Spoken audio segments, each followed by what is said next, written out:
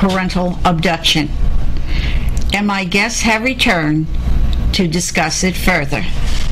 It's Michael Bergeron, the father of the abducted child, and Reverend Richard Marks, his longtime friend. That has a lot to add to this story. Okay, Michael, let's discuss the notarized paper. Well, in regards to the, well, first of all, I received this document months later that was provided to me by the FBI during their investigation of her brother. And what was it? It was the authorization of custody of my daughter, which and they questioned me about that. You know, and my response simply was this: that I had signed many of those in the past. My wife had gone approved and come back, that I didn't look at it. It was just something that was there that I was accustomed to doing, and furthermore, most importantly, I didn't think that she was going anywhere because we had just gotten back. We were working for a company that wasn't paying on time, and we simply didn't have the money to do it. You know, the rational of it after looking back at it. You know, but the moment we've already discussed the last time we were together. You know, but the fact of the matter is, what was odd about the document was when the FBI provided it to me, I was shocked, and I acknowledged the fact of these notaries that showed up on the form, and they weren't there. And when this happened, here's your form. I'm going to the school, and I thought nothing of it. You know, when you scribbled on the form, you gave it to your wife? That was not a signature. It was just a heated reaction. And we have a copy of it in. Yes, I've seen your real signature. Yes. It's nothing like that. But Richard? Well, as we looked at it, first of all, there is a common legal premise that something that is coerced under duress is not valid. If someone was to hold a gun to your head and demand you sign the title to your home or to your car, any court of law will not consider that a valid signature. The coercion takes away the voluntariness of it.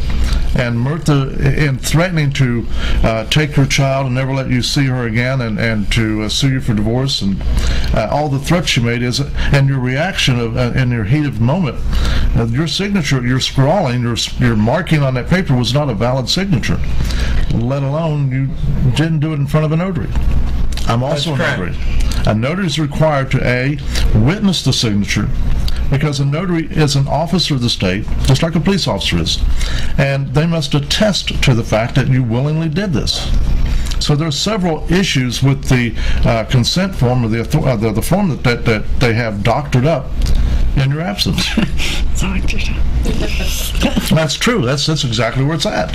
Yeah. And I think the reason why, you know, that we're discussing this goes back to the welfare and whereabouts and the statement that I received from the State Department. In a verbal discussion with that office, it was brought up that the welfare and whereabouts information was reviewed, and then my application has always been a return of my daughter, and then out of the blue, the term came up, has access, and access to, meaning visiting rights. You know, which with the understanding is that to completely understand the Hague information, it is left up to the left behind parent to obtain their own attorneys in a foreign court. in a foreign country rather, and there is. You need two attorneys, one here. One here and one in Peru. Now, the statistics of the fees to process these attorneys is totally unfeasible to even fathom that the average left behind parent could even comprehend of trying to avoid it. And I've seen I've seen status on at a minimum of 50,000 to 150,000, but on an average, in my case, I did locate an attorney in Peru. I started sending them information so they can do an analysis of my situation. This, again, you know, the application hasn't been submitted and at this time because I have concerns. I have concerns of that this access term has come up. I did not give my daughter away. I would never give up my daughter, and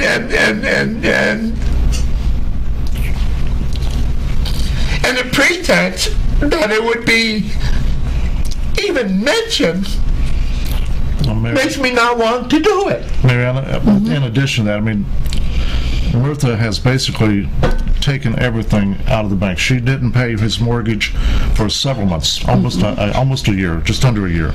Didn't pay insurance, didn't pay credit card bills. All this stuff just piled up, and the bank account was empty when she left. She didn't. She even told him specifically, as I relate from him, she didn't need money when she was leaving. I don't need your money. The reason she already had it. And so he was left not only broken-hearted from losing a wife of 13, 14 years, losing his 4-year-old daughter, distraught with the anger and the hostility, and just the mere shock of it, plus the next morning, he's got no money. So how can the left-behind parent even approach the issue of financing not one attorney, which every attorney he spoke to here wanted $15,000 to $20,000 to start with, and then to hire another attorney to work on the other end in Peru, according to the Hague Convention, let alone the Department of State hasn't really been forthcoming with a succinct and understanding and comprehensible methodology of getting the goal back, the goal that he has of getting his daughter back. And the Article 1 of the Hague Convention states very clearly that the first step of the Hague Convention is the return of the child to its parent country, which Mia Moore was born in the United States. She's an American citizen. She belongs in the United States. The Hague Article 1 says it will return the child to this country for proceedings in a judicial matter as far as the separation or the dissolution of marriage between Michael and Mirtha and the custody issue of the child. So far, 8 months down the road, there is no sign of this being the goal from the State Department whatsoever. Yeah, well, you know, and the fact of the matter, again, is that the complications of putting the information together